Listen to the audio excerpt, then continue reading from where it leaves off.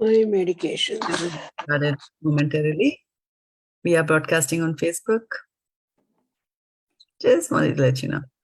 Okay, and we are being live streamed, and now we also have Meera Mataji joining us. Okay, fantastic, very, very good. And I am just going to go back here to the panel, and this looks nice. Okay, so we are indeed broadcasting, and welcome. Vasana Mataji. Okay, so Kumal Radhe Mataji, you joined from two places, is it? Yeah, I wasn't getting it through my laptop, so I'm going to disconnect once I get this. Okay. Okay. All right. So let's get started. All of you have joined us here. My humble pranams to the dear devotees joining us here on Zoom, as well as those of you who are watching us on Facebook. Koti koti pranams to you all. And we'll get started on our reading from the Bhagavad Gita after this brief prayer to the spiritual master. Om Ajnanatimarandhasya Jnananjanashalakaya Chakshurunmilitam Tasmai Shri Gurave Namaha.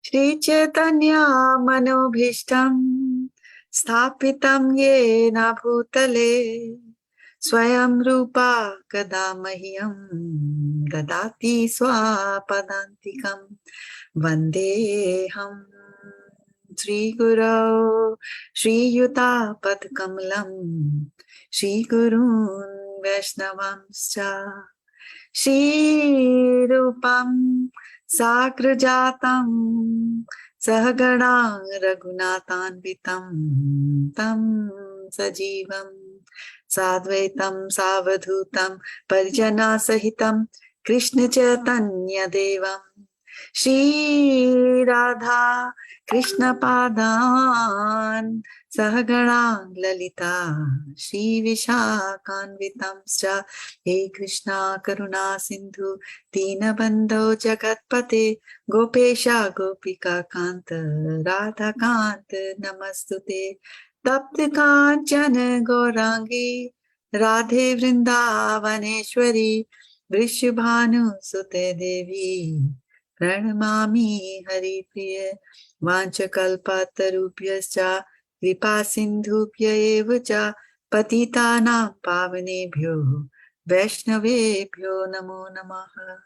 Jai Shri Krishna Chaitanya Prabhu Nityananda Shri Advaita Gadadhar Shivasadi Gaur Bhaktavinda Hare Krishna Krishna Krishna Hare Hare Hare Rama Rama Rama Hare Hare Gaur Premanande Hare Hare.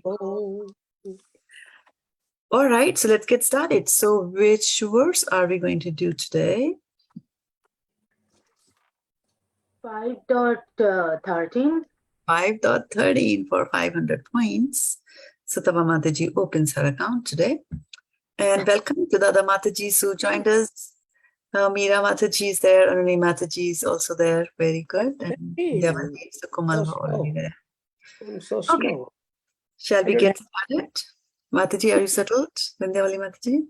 Yes, Mataji. Okay. All righty. Thinking I am also seeing this, but my account is not open. Sutapa is with me. She got that. All right. You got all the points. You get the second point. Okay. You can take 250 for the second spot and have your account also open. Okay. But you have to be vigilant now because I'm going to ask questions during the time. Whatever. All right. All right. So chapter number 5, what is that called? Sarva Karmani Manasa. Sorry? Karma Yoga. Karma Yoga. Actions. Exactly. Action and Exactly. Krishna consciousness. Awesome now. Okay, good. Sarva Karmani Manasa. Yes, and we have Vindhyavali Mataji, Vidyavadu Mataji joining us from across India, watching this here. Dandavat pranams to you, Mataji. And let's go now to chapter 5, which you said is Karma Yoga. Sarva Karmani Manasa Sanyasyaste sukham vashi navadvare pure dehi naiva kurvanna karayan sarva karmani manasa sanyasyaste sukham vashi navadvare pure dehi naiva kurvanna karayan sarva karmani manasa sanyasyaste sukham vashi navadvare pure dehi naiva kuryanna karayan Yoga yukto vishuddhatma. Come on. Vijitatma Yoga yukto jitendriyaha vijay. sarva bhutatma bhutatma kurvan api Vanapi lipyate. Lipate. All right. So Sukumala Mataji gets 500 points for speaking the most words and being the She first also to got recognize. 500 points. She Who also also got got? 500. She also got 500 because she memorized the verse, which we spent some time memorizing.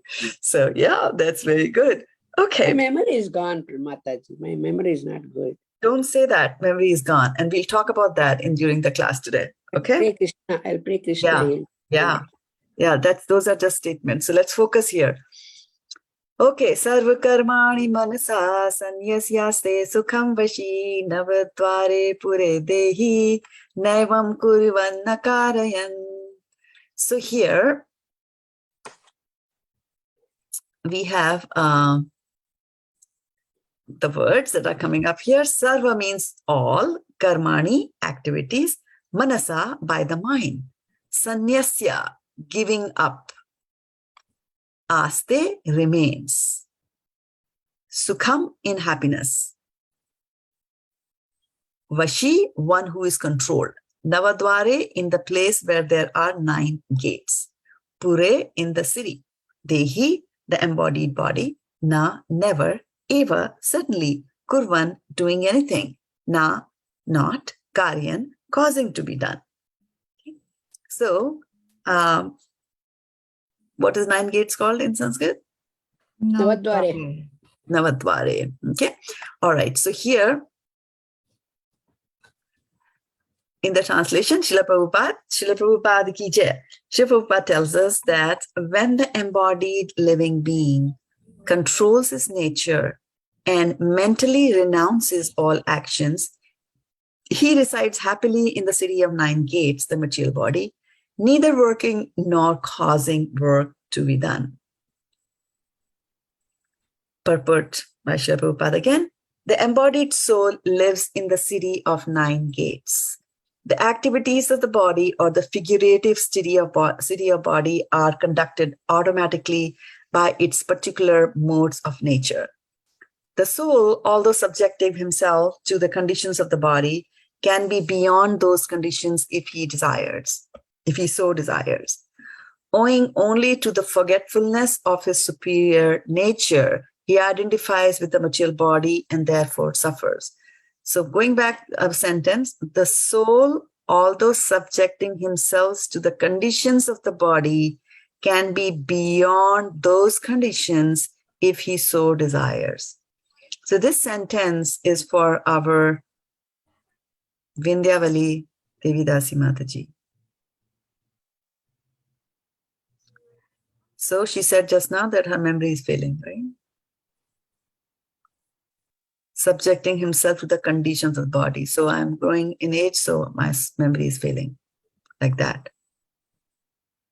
Right? But what does this word, what does this say? Anybody? Because you identify with the material body, that's why you think you're forgetting, and that's why you suffer. Right. And then, but is there any hope? If he Yeah. desire, if he so There desires. is. Yeah. So you got the answer. So next time you memorize that verse and come to the class. Okay. Owing only to forgetfulness of his superior nature, he identifies with the material body and therefore suffers. Hare Krishna Archana Mataji, thank you for joining on Facebook. By Krishna consciousness, he can revive his real position and thus come out of his embodiment. Therefore, when one takes to Krishna consciousness, one at once becomes completely aloof from bodily activities. in such a controlled life in which his deliberations are changed. In such a controlled life in which his deliberations are changed. How beautiful is that statement? Have you changed your deliberations, dear friends? Trying to. Trying to. That's a good thing. If you try, you will achieve. He lives happily within the city of 9 gates. The 9 gates are mentioned as follows. Navadware pure dehi hamso lilayate bahihi vashi sarvasya lokasya sthavarasya charasya cha. So the Supreme Personality of Godhead, who is living within the body of a living entity, is the controller of all living entities all over the universe. The body consists of 9 gates, 2 eyes, 2 nostrils, 2 ears, 1 mouth, the anus, and the genitals. The living entity in this conditioned stage identifies himself with the body. But when he identifies himself with the Lord within himself, he becomes just as free as the Lord, even while in the body.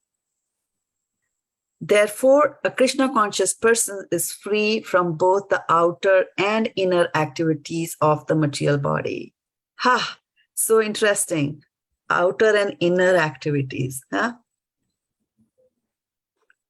Very, very interesting. Yeah, good answers.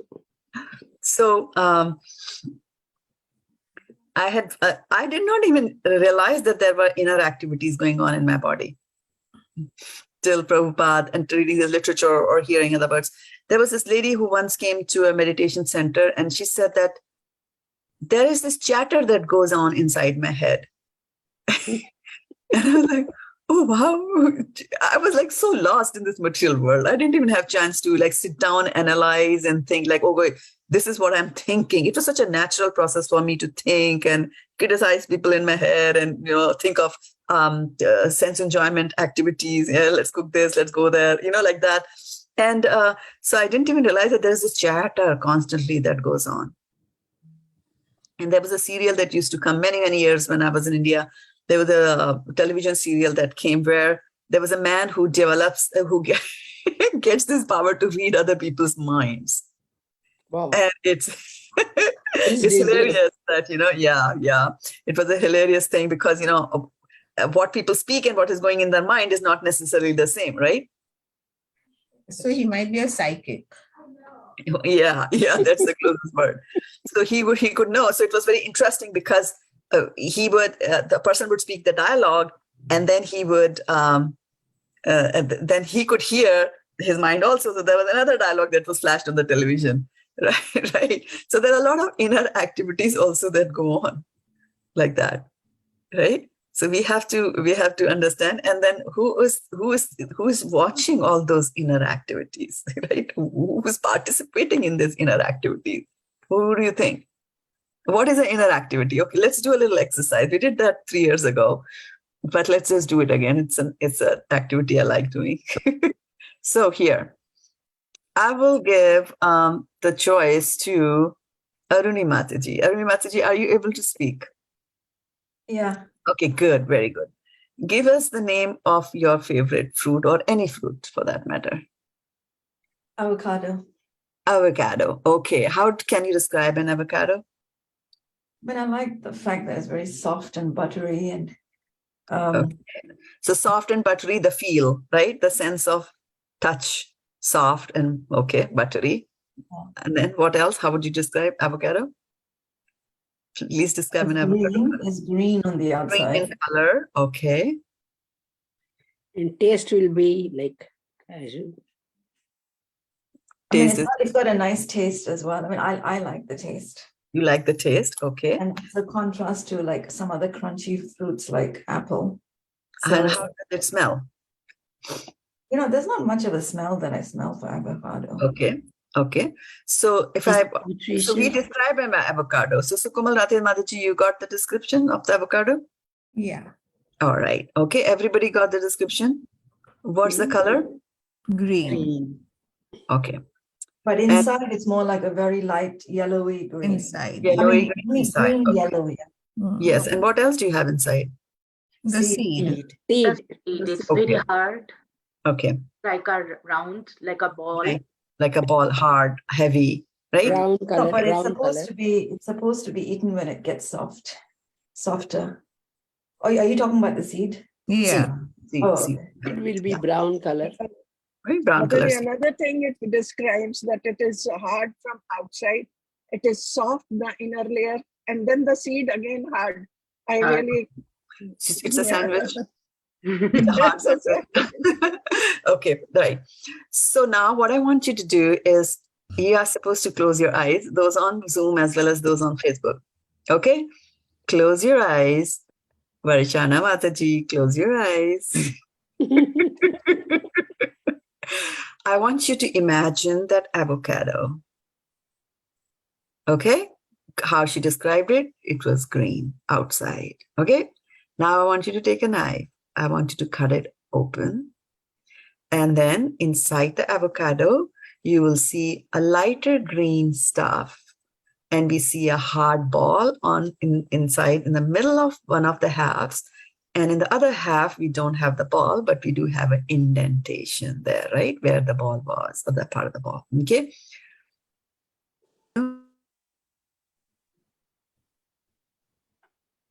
We can't hear you, Mataji. No audio. We had to open our eyes. Yeah. I thought, why are you quiet? We Can still I hear can't you, hear Mataji? you. He's not telling anything, I guess. You might have muted yourself by accident. We all opened our eyes. We You opened don't have to our open your eyes to hear me. Oh, now we can Because hear it was you. quiet here. Now we There can I hear opened you my again. eyes. Yeah. My internet, there's some problem with Okay. my internet connection. It was a Now little we bit can hear you. stable. We Okay, closed good. our eyes. We Yeah. closed our eyes again. Yeah. So you see how it happens. The Indriyas are very much they work as a team. Mhm. Can't hear, so let me open my eyes and see where did she go. Okay. But it was internet instability. Okay, go back to your avocado. Okay. Okay. Okay, so go back to your avocado and then look at it inside your head, and it's cut. Now, my question is that your eyes are closed and you are seeing the avocado. Are you seeing the avocado? What Yeah. color is it? Yes, Mataji. Green. Green inside. Inside green. But your eyes Green are and closed. light yellow. Okay, good. So, but your eyes are closed. Okay. Yeah. But some seeing is happening there, right? So who is seeing it? Mind. Mind? The mind is seeing it, right? Isn't it? Mhm. Okay. So you're saying, and then we all know by now that we are the souls, right? We are not the mind. So we are saying the mind is seeing it. So you are the soul, right? But you do feel that there is some seeing going on there, right? There's some concept of seeing, right? Okay. I want you to remove yourself, move away from that seeing. Try to move away from that seeing. Can you move away? No. Yeah.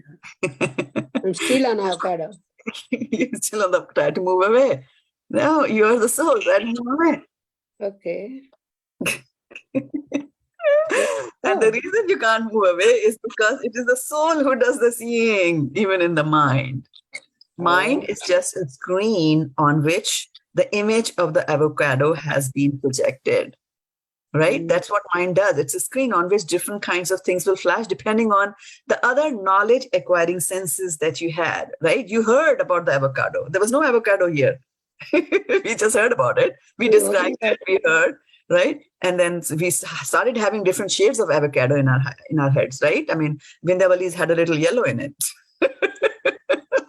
She Based on said whatever you green and remember. light yellow. Right? And then we said the mind sees, right? Remember that mind does not see. It's the soul there who's perceiving everything, right? Whether it's a smell, whether it is a hearing, everything the soul does, right? Like that, right? So that is the soul that is there. So keep that point in mind that you are different from your body. Okay. So here, what he said was that therefore a Krishna conscious person is one who's aloof from the inner and the outer activities of the body. So here was an inner activity that you could do, right? outer activity was when you immediately, my voice went away, so you immediately opened your eyes, and there was an outer activity.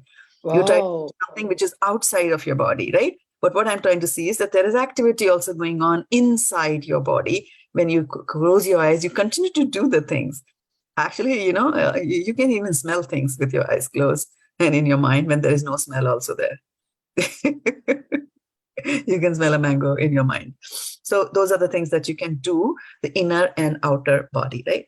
Now, in this particular story, in this particular verse today, there is a conversation, there's a talk about city of 9 gates, right?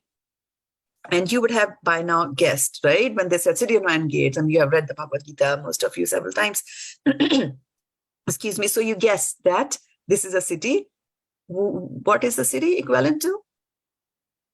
Our Yes. body. Our Yes, body. Right? The city of 9 gates. It's a very interesting concept. Very interesting concept that Krishna is bringing over here. So he's saying, so he's equating your body to be like a city, right? The body like a city, and then it has got gates. The city has got gates, like in the old times, whenever there was a city, right? The city would be surrounded by a wall so that others could not attack it, right? Like that. So there are gates, and then there would be gates in the city by which people could come in, go out, armies would come in, others would go, like that. So similarly here in this verse, they are talking about the body, which has got 9 gates, which is the 9 holes of the body, right? And through these holes, you will accept things. It could be a subtle thing that you accept, or it could be a gross thing that you accept or reject. And so like from your mouth, you will accept food, drinks, liquids, solids, right? And from your mouth, you will give out a subtle thing, which is sound. From your ear, you will accept a subtle thing, which is sound. Sound. Right? So we have a receptacle and we have a broadcasting station also all here. Okay. And if you look at the ear, it is shaped like a funnel. Things go inside it, right? So the idea is that, and how many ears do we have compared to mouth? 2. 2, right? So that means the amount of hearing we should do should be twice the amount of talking. Yeah. At least, right? Now, the interesting thing about the ear is that it's very, very powerful. And we say that, ear can get all kinds of vibrations, including the transcendental vibrations. And so the more that we focus on it, and when we engage in activities like this, that, listen to Krishna Katha, right? Then Srinvatam Swakatha Krishna Punya Shavana Kirtanaha Hridyantastohiya Bhadrani Vidhunoti Shuhasam, right? So it's a very interesting thing. And when things happen on a material plane, and I repeat that almost every time that we meet, that the rules are very, very different. Rules of the transcendental world. Transcendental means anything beyond science is transcendental. Everything else in the material world can be addressed by science, right? So anything beyond science is transcendental. So the rules of science do not apply to the transcendental world. Okay. Actually, there are things between science and transcendental also. I mean, science usually relies, majority of the science relies on the gross. The science does not rely on the subtle there, right? So this is a city. So he is equating this body to a city, and is saying that city is a 9 gates. And so why does he say that? Why did he equate this to a city? Right now, Krishna has equated. Before we go there and try to answer that question, I like to draw a comparison that Krishna has also, by now, we are in chapter 5 of Bhagavad Gita. So by now, Krishna has also once equated the human body to something else. Can you, if you don't remember the verse, it's okay, but if you can give me the essence of that comparison that he has made. Here he's comparing the city of 9 gates. Anybody remember? Is it to a temple? Not yet. Not up until chapter 5. Is it a boat? That is the mind, actually, not the body. Vasamsi jinani yatha vihaya navani grinati naropanani tatha sharirani vihaya jinanya anyani samyati navani dehi. Remember what does mean? What does this mean? Vasamsi jinani yatha vihaya. Okay, tell me, where did you read? Where did you hear about this? Which chapter?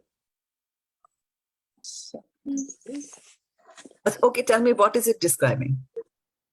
The body? It's Right? describing the how the body becomes old, and then just like the house of the, I don't know what that is, trying to remember, but the verse is so Very familiar. good, very good, Sulekha Mataji, 1,000 points, right? Yes, so this is, so he's talking about the body, right? So let's go back and think about it. Arjuna wouldn't have said that, because in chapter 1, Arjuna was all over the place. Me, mine, my grandfather, father, maternal uncles, like that, right? He's doing that. Chapter 3, Karma Yoga, right? Chapter 4, transcendental knowledge. Chapter 5, Karma Yoga, right? So going back, where would we have talked about? Chapter 2. There you go, right? So you could have guessed that answer by just, using a little bit of idea. So don't give up immediately and say, I don't know the answer, right? So it was 2.22. Will you remember that? Is it difficult to remember? No. No, Mataji. Right. And so there is a delay in when Facebook responses come to us. So I got the response from Vidyavadhu Mataji, and she's saying, old, worn out cloth, which is what Sulekha Mataji was also trying to explain it to us, right? So let me bring up chapter number 2 and verse number 22. And it's a very, very important verse for all of us, that we should remember this. And it's very, very important. Yeah. I think just like we change clothes.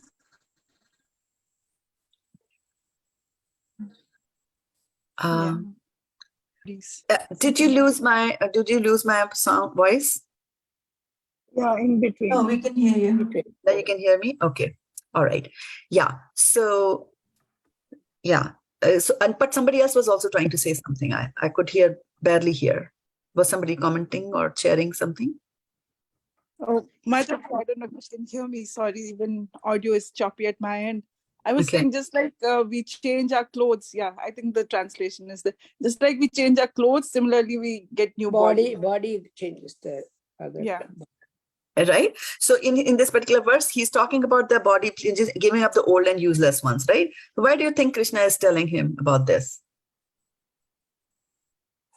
What aspect is he emphasizing? He was emphasizing that if you are, even if you kill your kinsman, nothing will happen. Because the soul is everlasting, it will never die. Only the body is like changing the clothes. Correct, right? So he was trying to remove that fear or anxiety that Arjuna had about death, right? So this is a verse to remind ourselves that there is death, and also how to handle death in a philosophical manner, right? That it is changing of the bodies. Okay? So in this verse, he's equating it to garments or torn garments. Do you think twice about giving away your old sari? I don't. Yes, Right? It depends on what kind of sari it is. Old, torn, worn out, right? Yeah, see, we can get attached to old, torn, worn out saris also. That's how it's like a really beautiful silk sari, then even if it's torn, I think it'd be difficult. Yeah. Probably want to use it for something else. There you go. Yeah. Especially when it is given by some important person as a gift to you, you just don't feel like giving it away. There you go. Yeah, right. Krishna knocked on your door, gave you a sari. Okay. So, so here he's talking about that, when the old clothes are all drawn out of fashion and things like that, that you don't mind giving it away. Similarly, people will give up you'll also give up the body, you'll step out of it. Utkramantam stitam vapi bhunjanam vaguranvitam vimuda nanu paschyanti jnana chakshusah, right?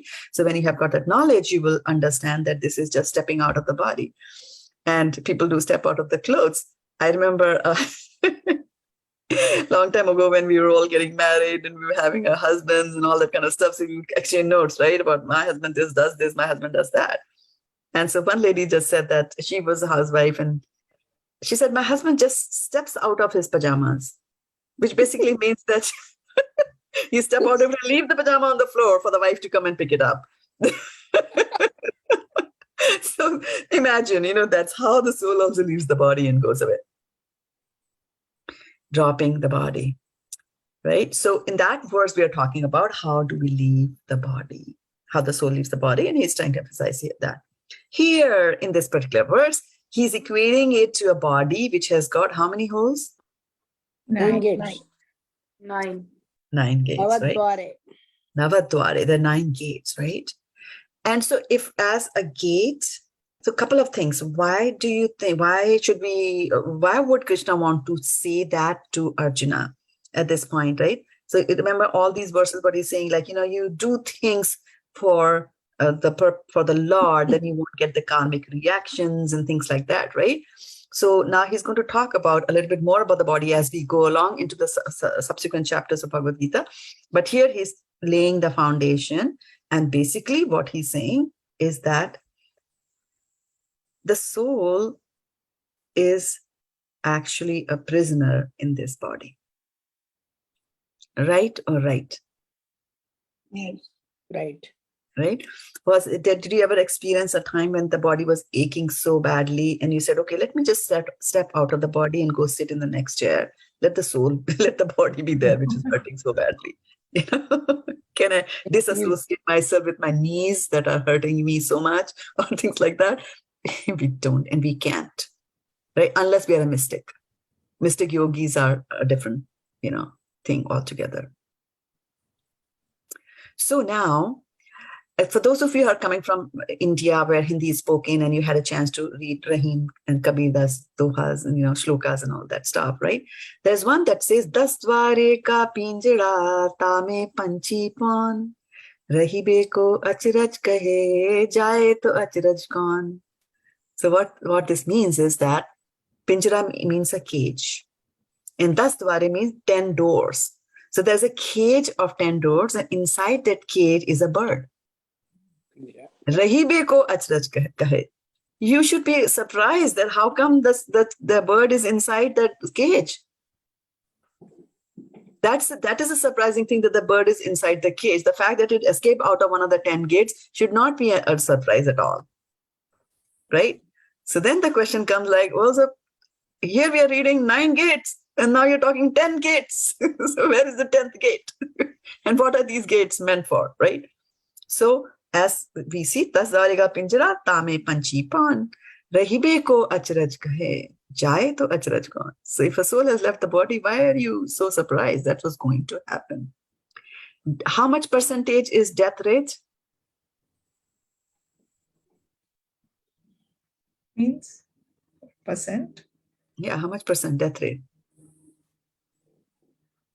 You in have this to world? die.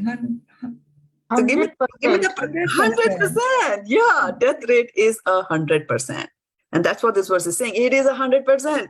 If the soul left the body, yeah, because death was going to happen. You were going to die. Right? Were you prepared for it or not? That's the question. Right? So that's Dwarika Pinjara. So now let's talk about these gates, right? So these are the gates and they start from the lower section of the body. And you also know when we talk about the human body, there is lower and then there is higher. Even when we look at the universal form of the Lord, right? Universal form of the Lord is equated to so many things, like his arteries are all the rivers are the arteries of the universal form, right? The Brahmanas are the forehead, like that. They equate. And then, the lower kinds of people are the sole of his feet, like that. There's a whole description in the Srimad Bhagavatam on that, right? So there is a concept of lower. And that is why if you are coming from an Indian background, or at least Indian background from, say, 20, 30 years ago, no longer now applicable, that if you had a dishwasher in your home, right? How many of you use your feet to close the door of the dishwasher? Everybody mostly. Mostly we don't Right? bend. Yeah. But did our mothers do it? Would our mothers do it? No. No. Why? They want to take care of you nicely. So are you not taking care of it? Yes, it's not considered. Yeah, but laziness. They, Maybe it's symbolism They that you don't think it's touch it with your feet. sacred. Yeah, with your feet. You don't touch clothes and You what you don't wear. touch it. Right. You don't touch anything with your feet because the lower part of the body is considered to be inferior as compared to the upper part of the body. So when you offer your obeisances and you put your matha mere aapke charanon ki dasi, when you put your forehead at somebody else's feet, do you see what you're offering? You're saying the highest that I have in this body, it's worth the lowest that is there in your body. That's the comparison that we are doing and really putting the other person high up on the pedestal. Okay, so that's why we don't use the feet. We discriminate between good and bad, high and low. And that discrimination is very, very important to have and to make, right? So these gates that are there, so depending on the location on the body, these gates are also supposed to be inferior or superior. Okay, so the 9 gates that we talked about, some are in the lower part of the body. They are inferior gates.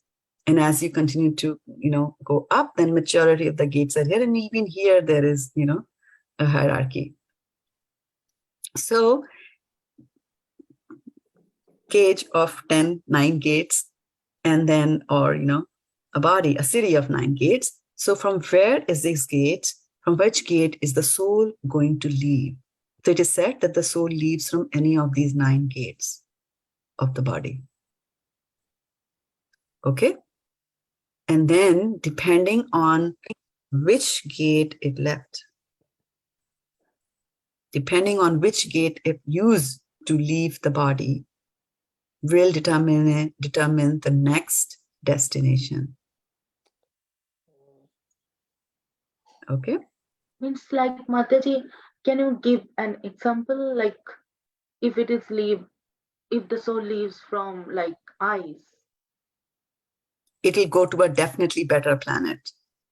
Oh, So Yeah. any of the upper upper. gates will go to a better planet.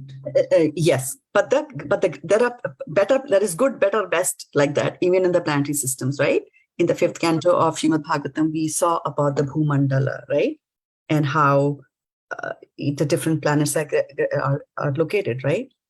So if the soul decides to leave from the lower, then it could go to hellish planets. And if it goes to from any, so sometimes when people die with their eyes open, right? The soul left from there.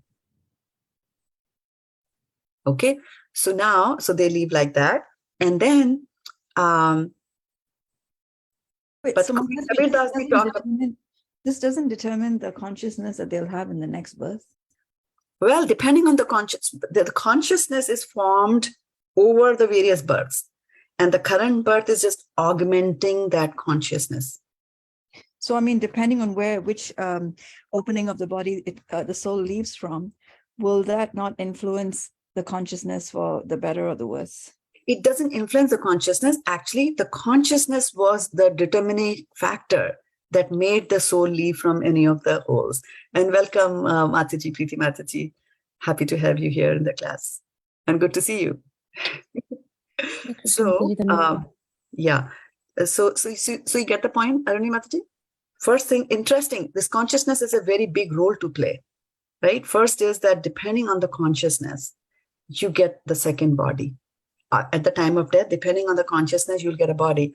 And the consciousness is what? When you say consciousness, it's the sum total of your subtle body, the mind and intelligence, false ego, like that, right? So it's very, very interesting that depending on that consciousness, and here in our philosophy, everything has a shape, right? So the sum total of the mind, what thoughts, whatever you're thinking, will shape your consciousness, will shape your subtle body. And then when the soul leaves, what happens? The subtle body goes with the soul, right? And then the gross body is formed on top of the subtle body. So if the subtle body is looking like a pig, then the gross body formed around the subtle body will be shaped like a pig. If it's like a peacock, it'll become a peacock, like that. It goes, right? So the consciousness is determining what you're going to get.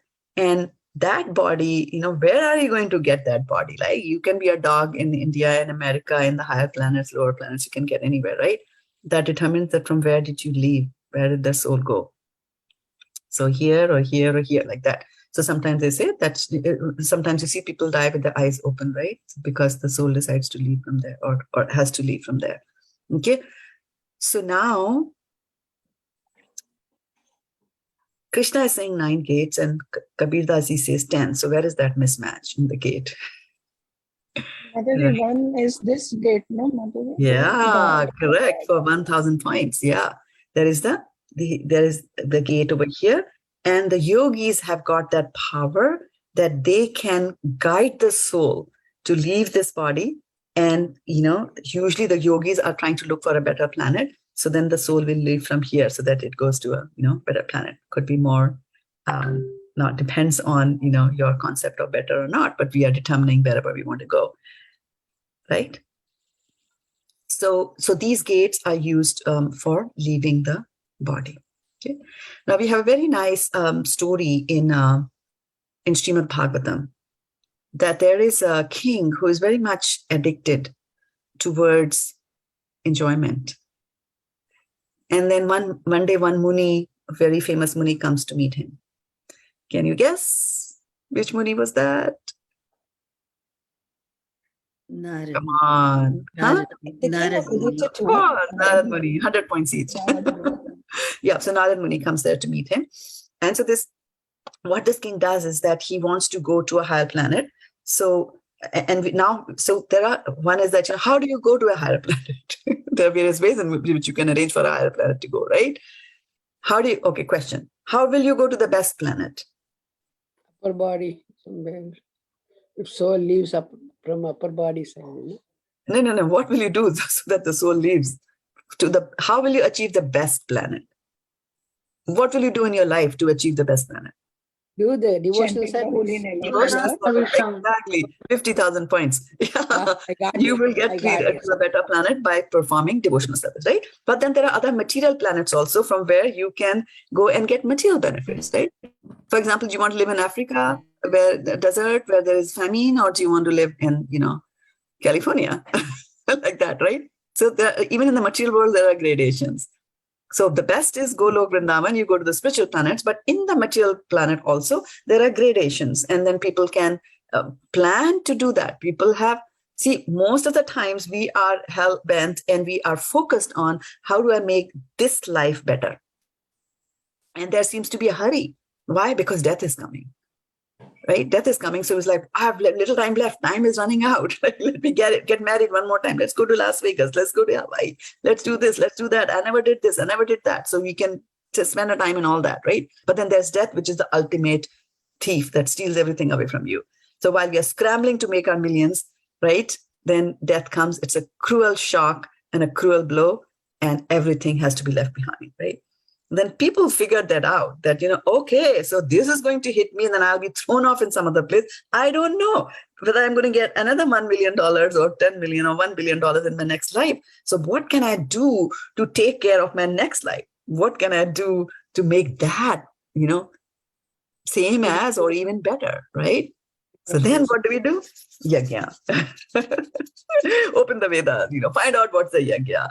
So you can go to other better planets by doing the yajnas also. This yajna will take you to this one. This yajna will take you to this one. Worship this one. Worship that demigod. They will take you, right? The best thing that, the maximum that a demigod can do for you is to take you and have you live in the same planet where the demigod lives, right? If you worship Indra, what can Indra do? Indra cannot take you to Golok Vrindavan.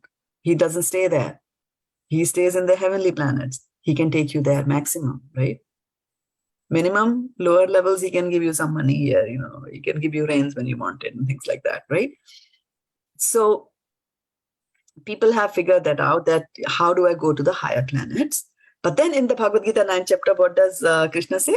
Shine purne martalokam vishanti. That's when your credits, so what you're doing, we are doing this yagya, that yagya, we are accumulating credits.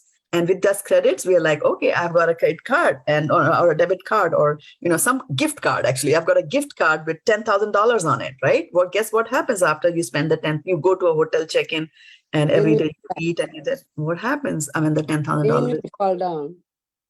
Yeah, but from the hotel, what will happen? They'll kick us out. They will kick you out, right? And actually, this is exactly what happens in the heavenly planets. You actually get kicked out. You are taken to the extreme corner, and from there you are kicked, and then you fall. Yeah, so it's not an easy, it's a happy thing to also leave that. So that's what Krishna says in the 9th chapter. Shine punne marte lokam vishanti. When your gift card is exhausted, then you will come down again to this material world, like that, right? So this king used to do a lot of these Vedic sacrifices. So take this animal, kill it. Take that animal, kill it. Right? Fine, and you're doing it for your own self, and so. From the Vedic rituals perspective, from the Vedic perspective of looking at these yajnas, is that when you sacrifice these animals, like it's like, oh, so bad. How can the Vedas recommend anything like that, right? But then again, if you look at the verse where it says that this is just you are just leaving one body and just as you shed away the old clothes, you are going into another one, right? Vasamsi jinani yatha vihaya, that verse. And so similarly, although it might look very gory that you killed an animal, but that animal will get a newer body and in some cases a human body, which is very much essential for performing, right? So as far as the animal is concerned, although it was killed, the future is still bright for the animal. But for the person who killed the animal, so Narad Muni comes and says this. He's like, oh, so why are you doing all this? You're going to get more and more entangled in all this, right? And he says, did you know that all these animals that you have been sacrificing, they are up there? And he shows them in the sky. He's up there. They're waiting for you to die and take birth in a different body so that they can now come and kill you. Because that is the law of, what law is that? Karma. That is the law of the gods. Karma. Wait, when the animal will come back and kill you, the animal will come back in human form or in animal form and kill you? It depends on the animal's destiny also, right? There is a gradual evolution also, and that is what evolution is. Evolution is not the body itself changes and an ape becomes a human being, right?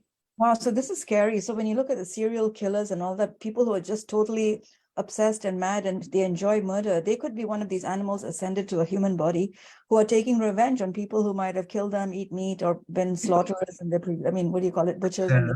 Correct. And that is why in the 4th chapter, we read 17, that it's very difficult to understand the intricacies of karma, right? However, as a person who's maintaining the law and order in a city, he will have to put that person behind bars who's just killing like that, right?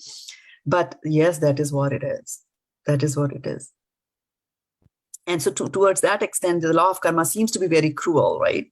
Like you see some people, dacoits come and beat an old woman, living alone in the house. And we feel so sorry for the woman. But you didn't know what the woman did in the previous birth.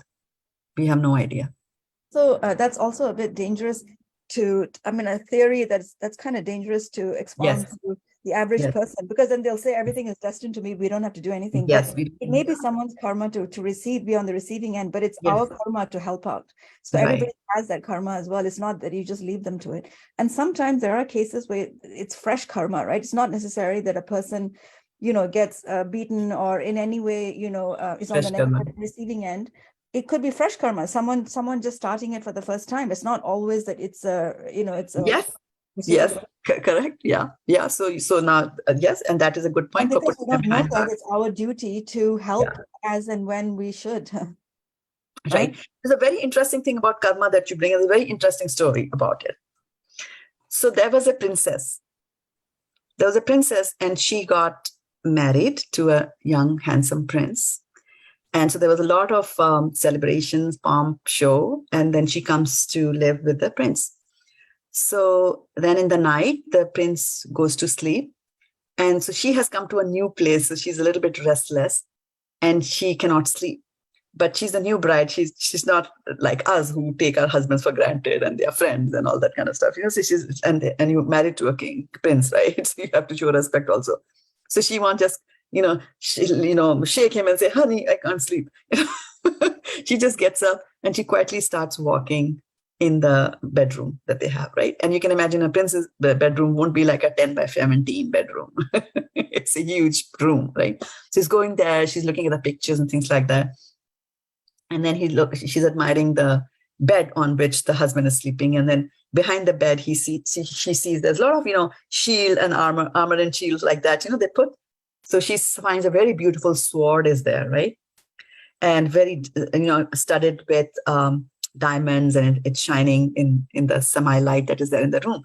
So she takes out that sword. She's curious. She takes out the sword, and the sword slips from her hands, and it falls on the prince.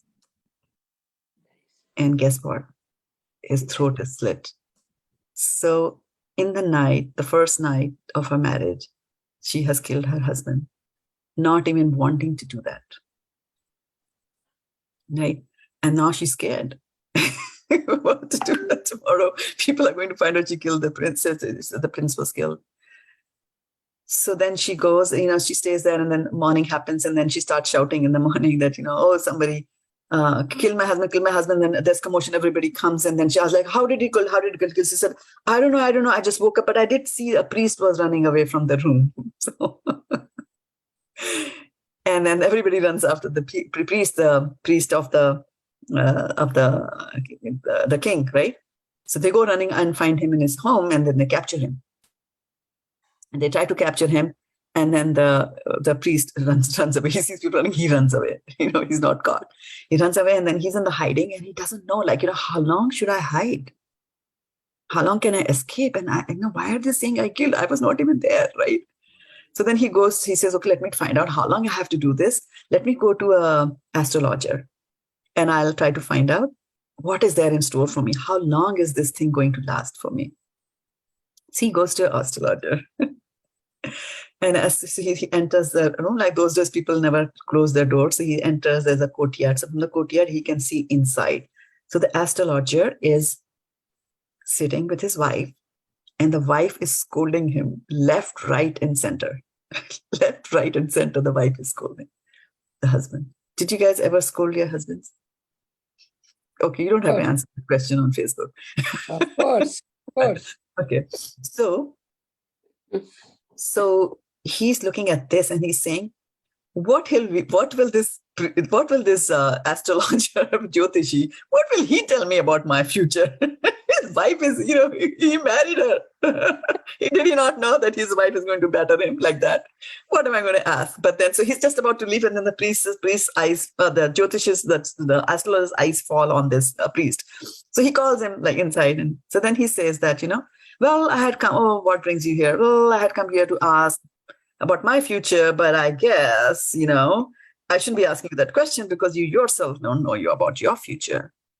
Because he says, why? He said, because I see that your wife is scolding you, and, you should have known this. Why did you marry her like that? So then the judge just sits him down, and he says that, I know why she's scolding. And then he gives a reason from his previous life. Because of that, the wife is scolding, right? But then he says a very important thing. He said, that's a karmic reaction. I did something. She's giving it back to me in this life. And I keep quiet because that's the way to end a karmic reaction. Otherwise, if I reply back, Go on and on. To take birth again. You will take birth again. That's the difficult thing, right? You will take birth again. So then he says, okay. So then he says, okay, now please tell me, why am I being implicated in this, in all this thing? So he says that, well, in your previous birth, in this birth, you are a priest. In your previous birth, you were a hermit. And you were sitting in your hermitage and you were praying. And then suddenly, a cow runs quickly in front of you and is running away. And then within seconds of her running away and disappearing, there's a butcher that is coming behind. And the butcher is trying to kill the cow. And so the butcher stops at this person's place and says, "Did you see a cow going?" And this person is saying, "I never speak lies. I am such a great hermit, I am going to tell him the truth." So he says, "The cow went that way." So the butcher goes and kills the cow. So then he says, "Well, you know what? The cow is now the princess. Oh, The butcher is now the prince in this birth, right? And you are that hermit. And because you were indirectly involved in the killing of the cow, the princess now named you." So karma is very intricate to understand. But that seems very unfair. When you go deeper into devotional service, you will understand the mood of a devotee. And in that, there is a very interesting story. And I think today is going to be all stories. There's a very interesting story of a brahmachari who for the last 35, 40 years always woke up in time and attended the Mangal Aarti of his temple. And one day, it was Ekadashi, and he was oversleeping or about to oversleep, right? He did not get up. Like he has to get up at 3 o'clock to attend the 4 o'clock or whatever he has to do, he was not getting up. And then a very beautiful lady, in the dream, he's dreaming that a very beautiful lady comes like a Devi and shakes him. And he's saying, "Hey, hey, hey, you're going to miss the Mangal Aarti. Go, go, go, go, go." And then he wakes up suddenly, he jumps, takes shower, etc. And he's in time for that. And then he's very, very curious, very, very curious to know that who was this beautiful goddess who came and woke me up. So he doesn't find an answer. He wakes his brain. What was it? What was it? What was it? And then he, before going to sleep the next day, he prays and he says, "Okay, whoever it was, you goddess, please come into my dream again today and tell me who you are." So then, lo and behold, when he goes to sleep, the goddess comes again in his dream. And she asks him, "Thank you, Devi, for saving my lifelong, achievement of reaching at Mangalati on time for last 40 years. Tell me who you are." And guess what? She says, "I am Maya Devi." This guy is completely flabbergasted. He says, "You are Maya Devi? How can you be Maya Devi? Maya Devi is the one who encourages people who are not going to Mangal Aarti. How come that you came and you encouraged me and made sure that I don't break my record of going to the..." She said, "Yes." And that's what Maya does, because you had the pride in you that I have not broken my record for the last 50 years of going to Mangal Aarti.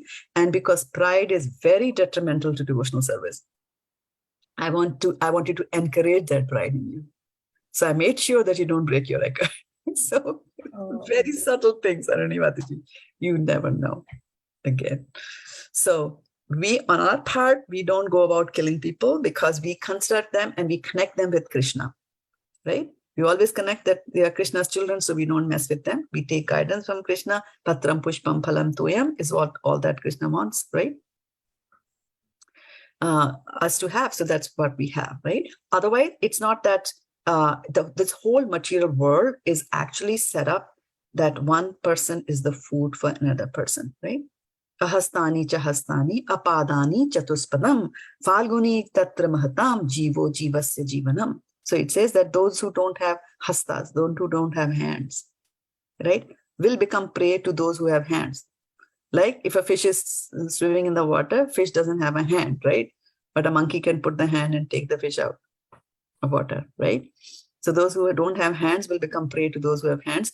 Those who don't have legs can become prey to those who have legs. So like if there's an insect that is crawling or wiggling, then a hen or a cock can come or a bird can come and eat it. They have feet, right? The other one can't run away that fast. So those who have feet and those who don't feet, right?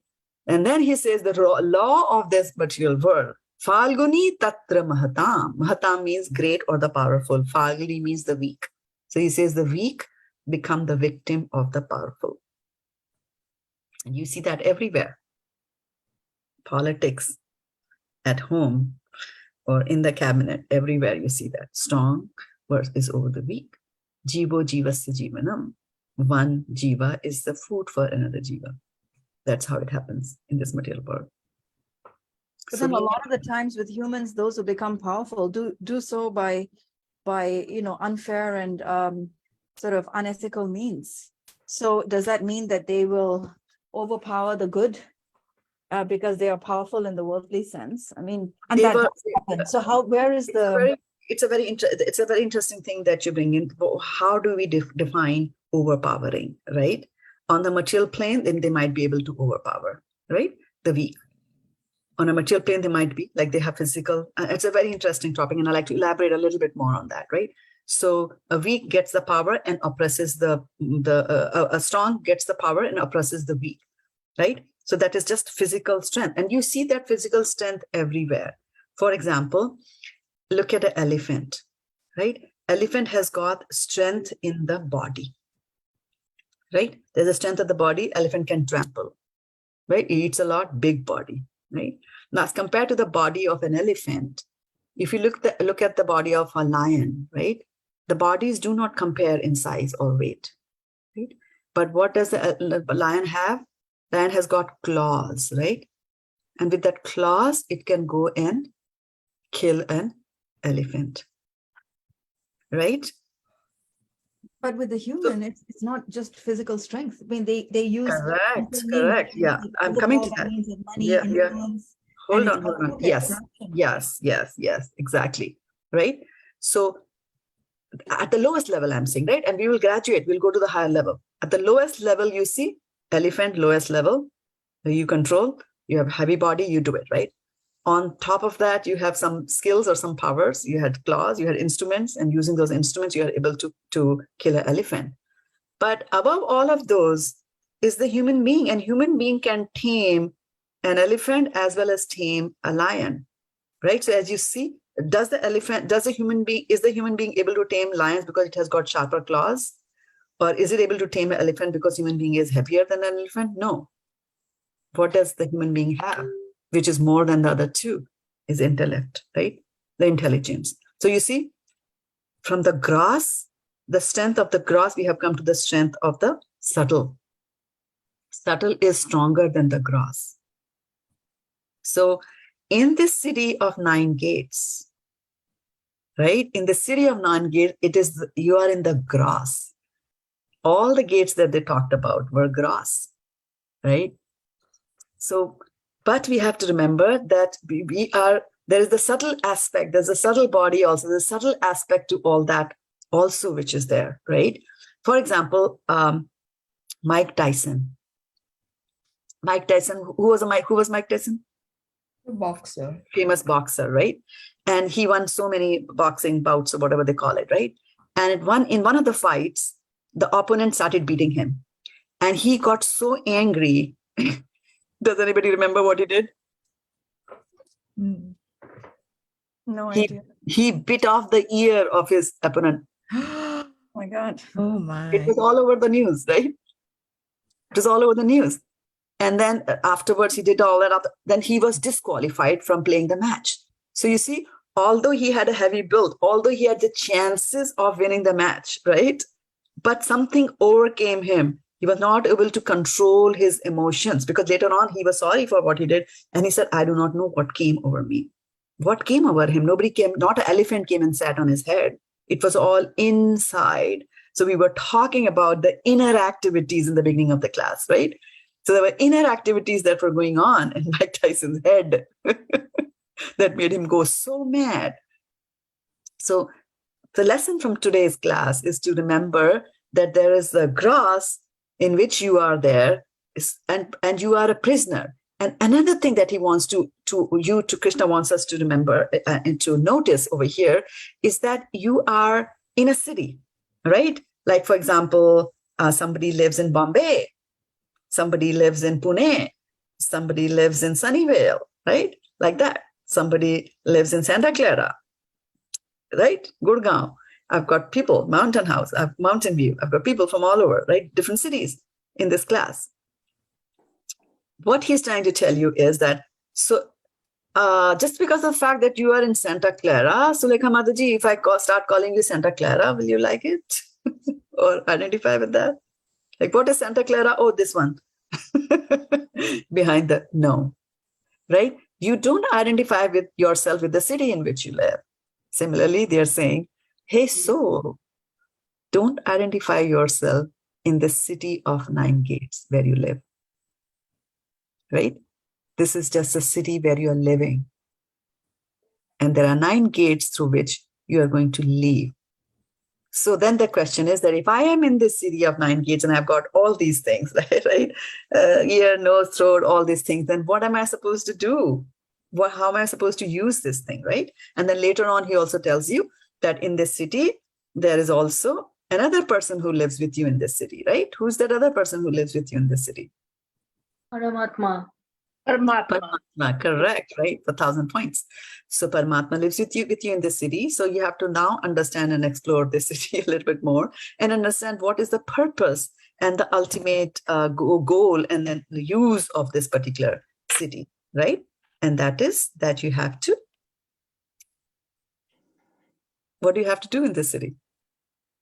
Enjoy, use the city, go places. Realize your Paramatma is there. Right. Use this city to do devotional service to the Lord, right? That is all this body is meant for. Period. Right? Now your question will come that, but how do I utilize this body in I the just service have of the a Lord? question in relation to that. You said use this body for devotional service, but Krishna, in his lifetime, he enjoyed a lot of things, right? He showed that life was for enjoyment. So, and with his pastimes and when he was growing up and all his pranks and mischief and all that. So why can't we also enjoy? Yeah, that's Mayavadi philosophy, and that's why we are here in this material world. This very thought that how come Krishna is enjoying and how come I don't enjoy is the reason we came from Golok Vrindavan to here in this material planet. And it is this tendency that we have to give up. Krishna can have, there was once in Prabhupada's class, there was a Muslim man. And then he asked Prabhupada that, how come Krishna had 16,108 wives? And then Srila Prabhupada said that, you know what? Every soul is actually Krishna's wife because Krishna created. And so we all don't talk about man and woman. Every soul is a female and there's only one male, and that is Krishna. And every soul is Krishna's wife. And the fact that he allows you 4, that is Krishna's mercy on you. So it's very, very clear about the fact that, things are to be engaged in the service of Krishna, right? So yeah, that's a powerful, that's a strong thing about the Mayavad philosophy. If Krishna can do it, why can I not do it? Well, Krishna went around with gopis, why can I not go, right? That's why they say, don't jump to 10th canto of Srimad Bhagavatam immediately. First, we have to go through the purification process, right? And once we go through that purification process, then when we realize a real Swarup, right? We have a spiritual body also, right? So we have a spiritual body. With that spiritual body, we will continue to engage in devotional service to the Lord. And once you're engaged and you are devoted to Krishna, Krishna will take care. Kaunteya pratijanihi name bhaktya pranashyati. Like that. So he will take care of that. But here what he's emphasizing is, and what I'm emphasizing here, is that Krishna is saying, use this body in the service of Krishna.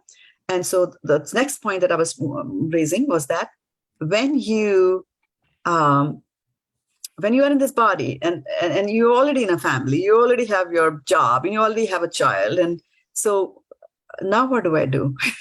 You're asking me to engage myself in the service of the Lord, right? But I have kids who are saying, mommy, food. So what am I supposed to do there, right? So how do I engage myself in my grihasthashram also as be in the service of the Lord? How can I do that? Are there some grihasthas that you have seen who engage in the service of the Lord even while they are in grihasthashram? Yes, Mataji, when you are cooking, even for the family, you just have to change your attitude that I'm cooking for the Lord. This is for the Lord. So this is how you change it. You're cleaning the house. This is not my house. I'm going to leave it here. this is Krishna's house who has given me this. Jana Mataji always, you see, I was really surprised, Mataji, on this answer from her. And you see, once I asked, Mataji, what are you doing? And she said, I'm Krishna's kitchen. I'm in Krishna's kitchen. That is the time I realized that her house, the kitchen which she has, she doesn't consider it her kitchen, it is Krishna's kitchen. So we can, you see, transform everything into Krishna's service. Hare Krishna. And I'm going to ask you a couple of questions on that. So, and a few comments, right? Interesting thing is that, yes, definitely what Jani Mataji is saying is true. And so when you bring the DT in your home, right, we all like to have, you go to some friend's place, they have got Gaur Nitai duty and they have got the silver dresses and the beautiful ornaments, like I also want one, right? Now, when you bring the DT in your home, excuse me, now Krishna owns the home, practically. Krishna owns everything, there's no doubt about that. But now in your home, he's the master. So now the home has to, Krishna as a center, the home has to revolve around him, and all the activities in the home have to revolve around him, right? Which basically means that if Krishna wants to get up at 4 o'clock and be bathed, then you better get up at 3 to be ready to bathe him. So bringing a DD home is a big responsibility, okay? And then saying that I'm cooking for Krishna, right? And I'm in Krishna's kitchen. But then suppose the husband has a heart attack and has to be given bland food, and bland food has to be cooked. And then, but Krishna likes makhan, he's makhan sure. So now what do?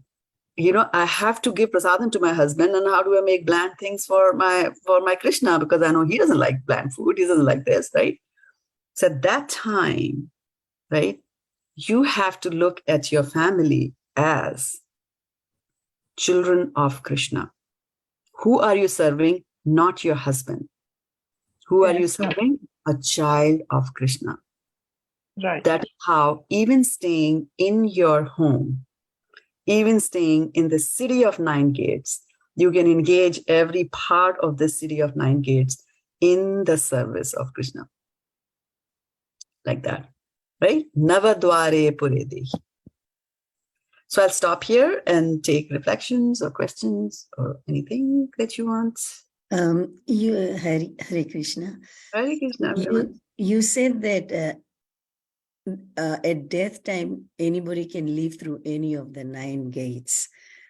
But, and sometimes we see people's eyes open, so we assume they left through their eyes. But how do we know? Because every time I read somebody passes away, they say, oh, they passed peacefully. All the family around them, and they left very peacefully. So I read that all the time. They left very peacefully.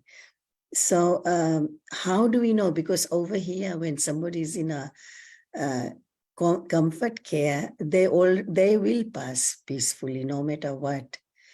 So do we know how they left? Or sometimes I'm just curious how.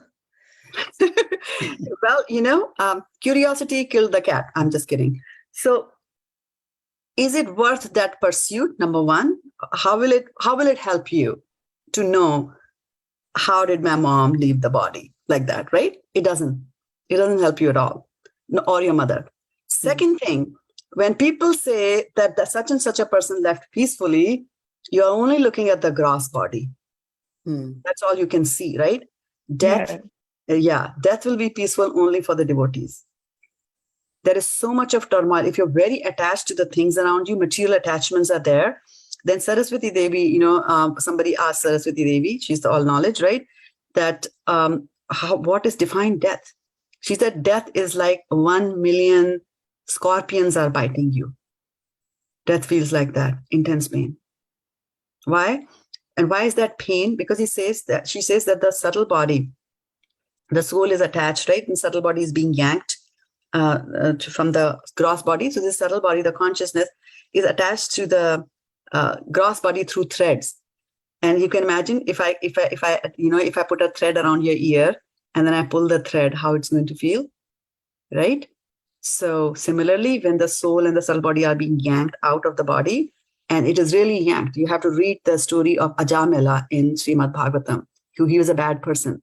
So the Yamdutas will come and they really pull the soul out of the body. And it hurts that you don't see. So when people say they pass peacefully, that is fine. People also say, "Wo swarg sudhar gaya," as if everybody goes to heaven. That's a polite way of saying it. People are polite, which is good. When somebody's dead, we don't, even when they're alive, we don't blaspheme. After they're dead, more so, we don't talk about the bad things. We just remember the good things there, right? So death is painful. And Prabhupada gives a very nice example. He says death is like the mouth of a kitten, right? And that is like you are in the mouth, going into the mouth of a kitten. Now, it depends on who you are. Are you a rat or are you a kitten? Going into the mouth of a cat. And that is death. And how death feels is like whether it depends on whether you are a mouse or whether you are a kitten. Right? Mouse means, oh God, it's coming. my tamasha is over. My fun is all over. Right? I have to leave my family, and they're coming. And whereas for the kitten, it sees that now this is the mother. She's taking me by the mouth, and she's going to put me into a safer place. Actually, after a certain level of reaching certain levels of devotional service, the devotee feels so much of separation from the Lord that looks at death as my opportunity to go and meet God.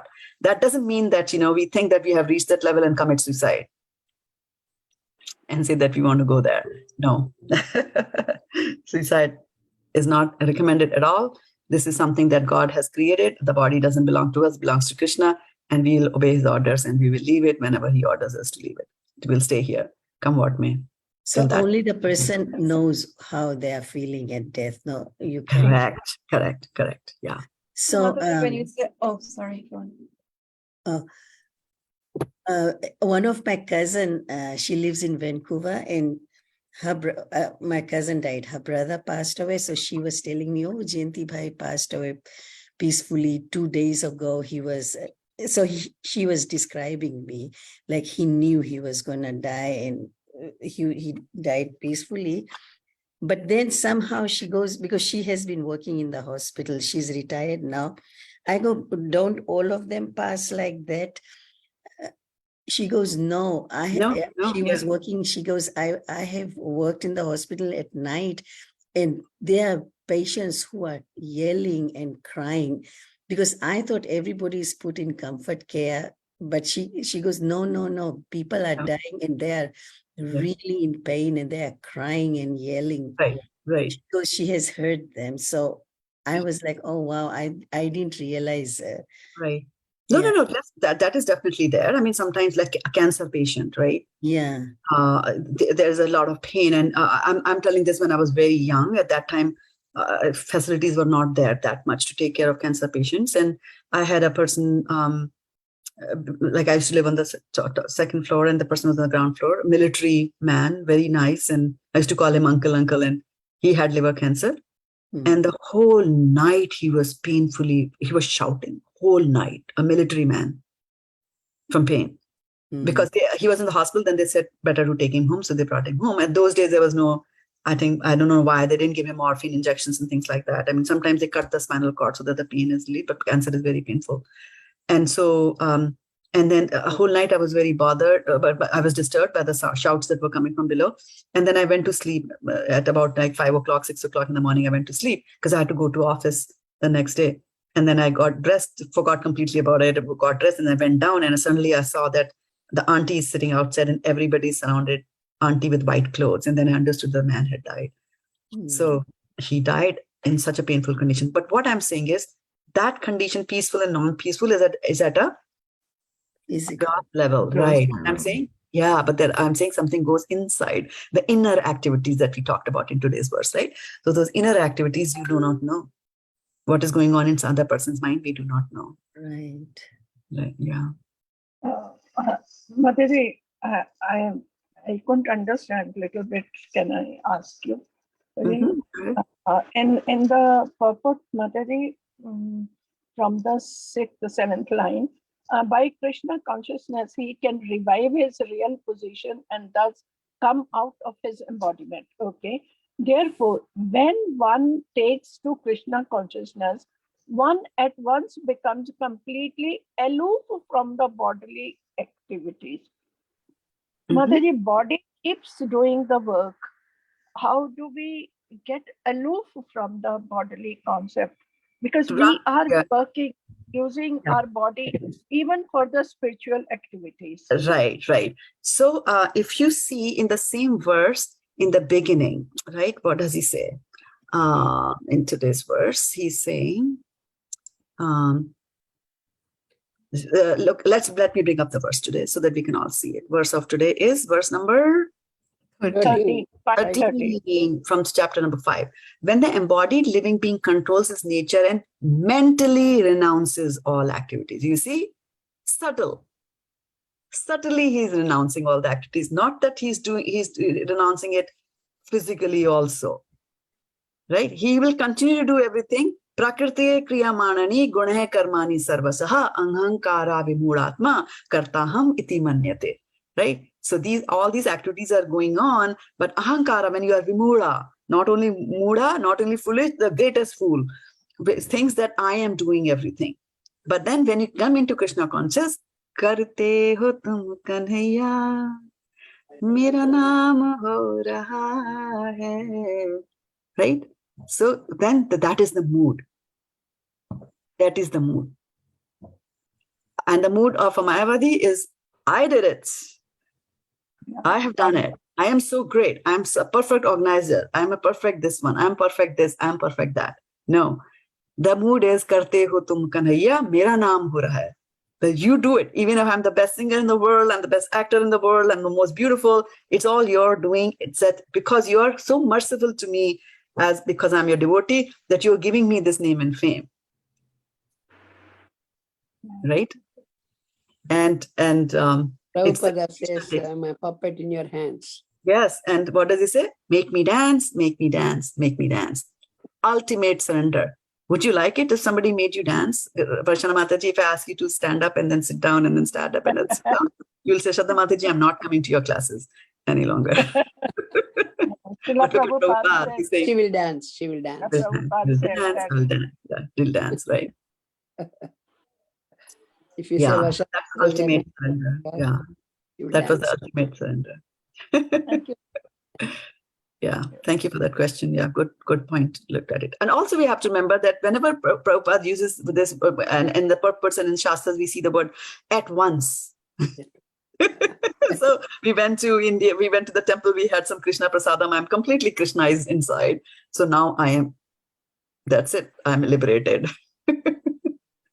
It doesn't happen, right? Does it? It doesn't happen. That's true. Right? The why does it not happen? Because anartha nivritti, adav shraddha, tatha sadhu sangha, happening right now.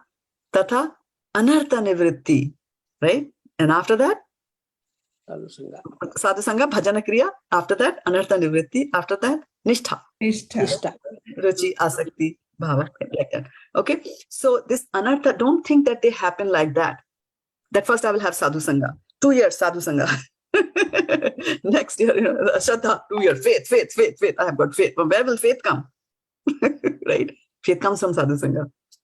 So with little faith, you go to sadhu sangha, you get more faith, right? You go to more sadhu sangha. That way, they kind of evolve like that. And then it's like you look at all the sadhu, oh, everybody's initiated. I want to be initiated also. So bhajana kriya, you start doing in a proper manner. And then anartha nivritti. Anarthas, bad habits start going away. And then the nishtha will come, right? But the nishtha breaks. Why?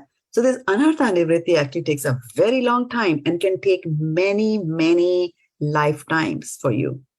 Many, many lifetimes for anarthas to go away. Although there might be some nishtha. Nishtha will be there. The determination is there to do devotional service. And then the day we think that, I have gotten over all my bad habits, some of the hidden bad habits now come to the surface. Why? Because that opportunity for you to demonstrate that bad habit never came. Right now it gets presented. So the exams that we are subjected to become subtle and subtle and subtler and subtler and subtler as you advance in more and more and more higher in your devotional service. Right? A postgraduate gives more difficult exams, right, than an undergraduate, right? Especially mathematics, like that. So that's what it happens in devotional service also. So it'll take, and every time, there is a fall down for us, there's a chance for us to get rid of some of the anarthas through that experience of the fall down or the experience of whatever the reaction that happened to our bad karmas. So it will, so when they say you are at once, what they're saying is that, and like I was saying the other day, that if you buy a ticket to Bombay, you will go to Bombay. If you buy a ticket to Pune, you will go to Pune. Using a ticket to Pune, you cannot go to Bombay.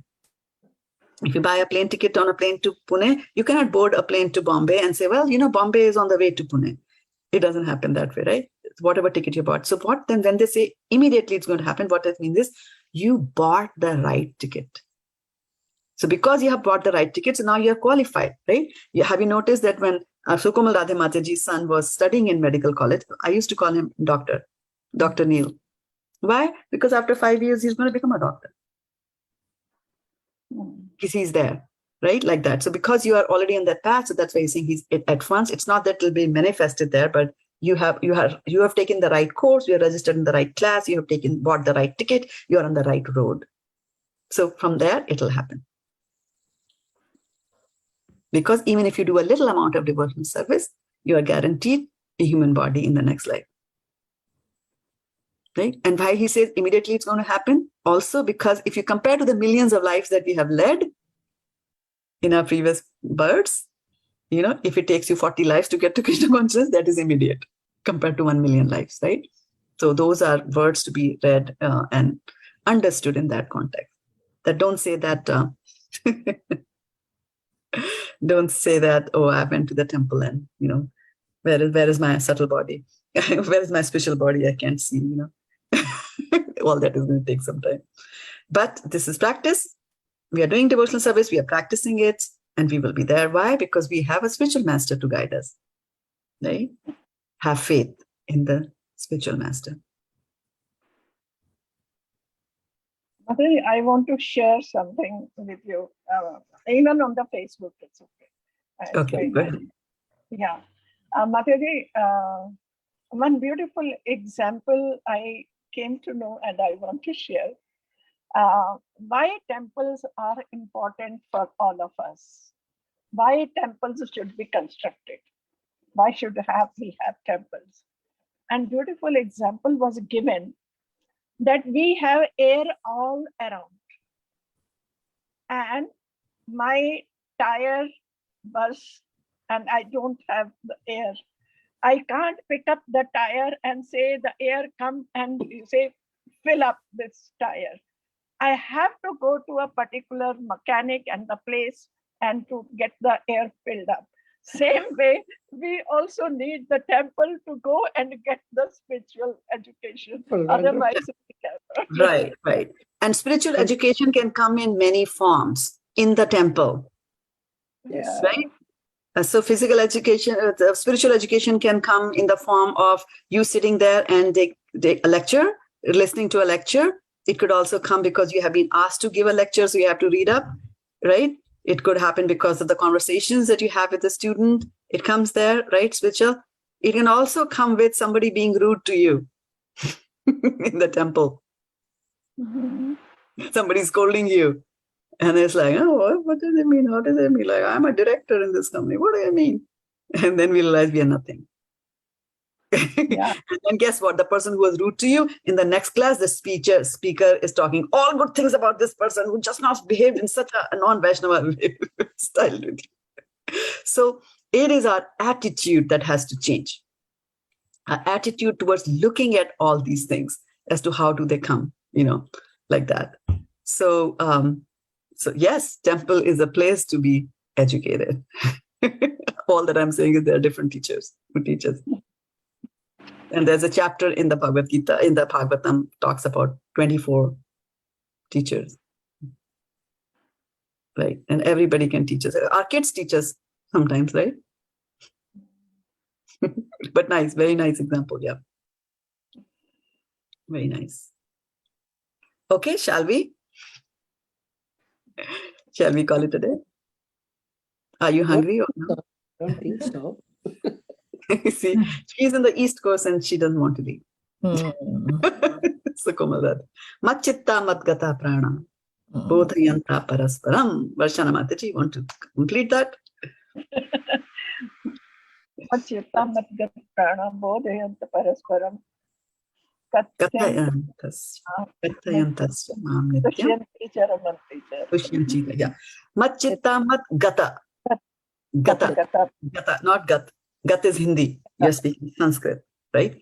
Machitta mat gata prana. Not gata, not gataha, but machitta mat gata prana. Bodhayanta parasparam. Kathayantascha mam nityam tushyanti cha ramanti cha.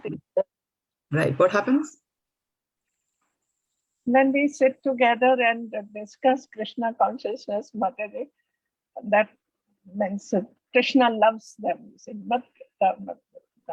Yeah. Bodhi. So, machinta, yeah, chit's, yeah. So chit is usually translated as mind, right? You put your mind, right? And then machitta mat gata prana. Prana. Put Your breath. your everything, pranavayu. Hmm. Everything you are giving to Krishna. That is engaged in Krishna, right? So how can you engage your breathing into Krishna, right? It will happen. It will happen once you come to sadhu sangha. It happens. We don't realize it happens. Like, what are we doing? If this was not a Friday, by this time, all of us would have been hungry, saying, how can we not eat anything till 7:30 here, USA time? Right? But because we are doing Krishna Katha, so hunger also goes away. What's the full translation, Mataji? Machitta Madgata Prana, this is in the, so this is talking about, yeah, this is from the Chaturshloki Bhagavatam, the 10th chapter of Bhagavad Gita. Machitta Madgata Prana Bodhiyanta. So he's describing what devotees do. So Machitta, Mat means me. So he's saying they put their chitta on me, which is the mind on me. Gata Prana, also their pranas on me. Machitta Madgata Prana. Bodhayantas Parasparam. They talk, Parasparam means mutually. So they discuss. Bodhayantas, they try to understand or describe. Kathayantas Jamam Nityam. They listen to Krishna Katha Nityam. Always, right? Every time. Yeah, all the time. Nityam. Tushyanti cha ramanti cha. So they get ramanti. You know, ramanti is not enjoying. Ramanti is a Sanskrit word. Ramjana. Do you want to say something about Ramjana, Vaishana Mataji? Yeah, no, getting immersed into that, you see. Yes, you're completely into, like you know, somebody's playing a beautiful music and मैं ram gayi. I was ramanti in that music because you became one with you became one with the music. The focus was so much that you became one. Tushyanti means satisfied. That's the only thing that's going to satisfy. Actually, Krishna Katha is a good diet because you don't put on calories. Good one. Yep. All right. What do you say? I'm going to Sadhu Sangha. Very nice. Very nice. You'll get to see Guru Maharaj. After my initiation, Mataji, this is the time I'm going to see my Guru Maharaj. Awesome. Oh, how many days? 2.5 years. I didn't come to the California afterwards. Yeah, but we did that exercise today with the avocado, right? Yeah. Yeah, but So I always think of him, but I couldn't see him. That's what I always feel, you know. Yeah, interesting story is that when Narad Muni, as a child, was meditating on Krishna, right? When his mother dies and he goes to the jungles, he's meditating. And Krishna shows him a trailer. He sees Krishna in his heart for a brief moment. And then Krishna goes away. So he's meditating. He's a child. So he just closes his eyes and tries to bring Krishna back again. And then he hears a grave voice saying, no, you have material attachment, yet you will not get to see me ever in this lifetime. But in the next lifetime, you will see me, right? Like that. So I have the picture that morning and evening when I do offering and I do offer the Raj Bhoga, morning Bhoga.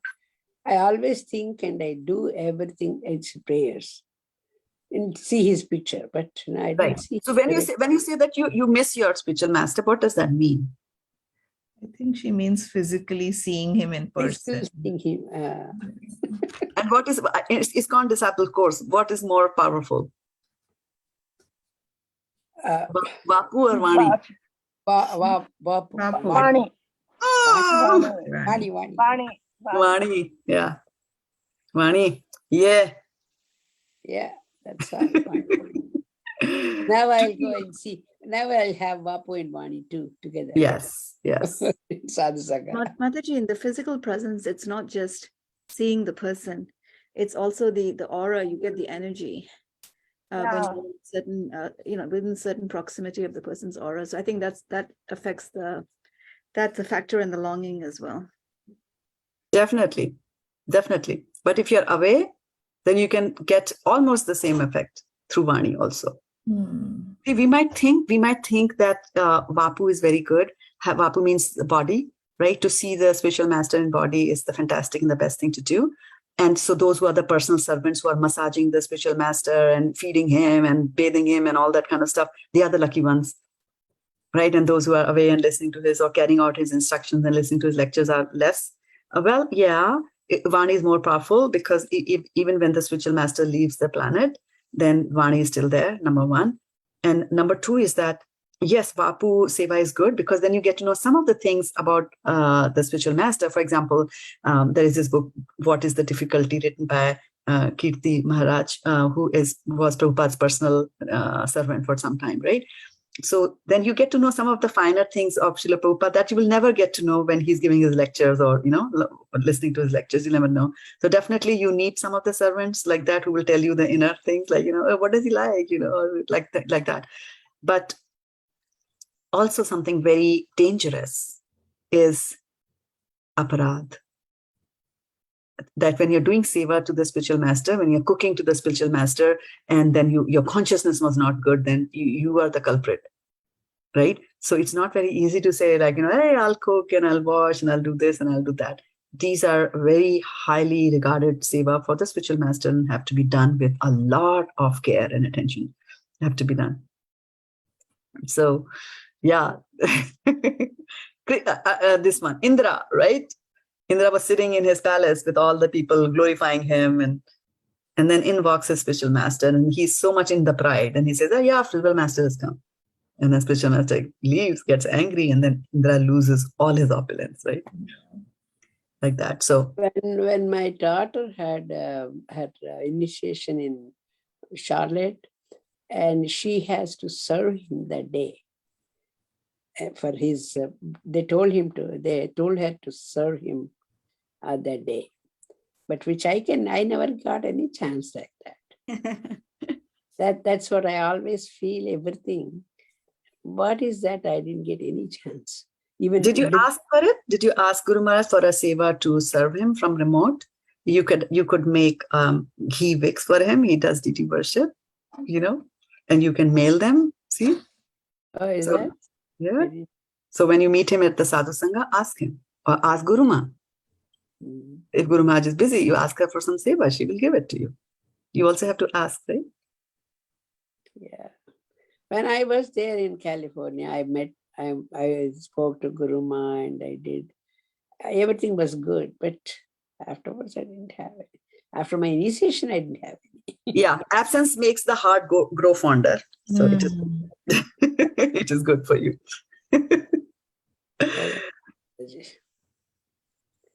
Let us see what happens in Dallas. All good will happen. Thank you.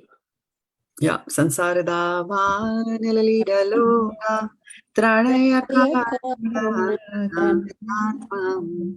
raptasya kalyana gunarava vande Guru Shri Charanam.